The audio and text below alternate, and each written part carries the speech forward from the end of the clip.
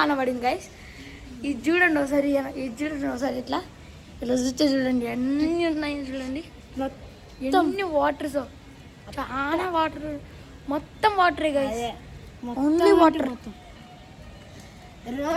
Road అంతా నిండిపోయింది guys. మా ఇల్లు లెవెల్ దాని అంత ఉండాలా, దీనికంటే ఇంకా లోపల ఉంటుంది, కానీ స్లోపు దీని అంత ఉంటుంది.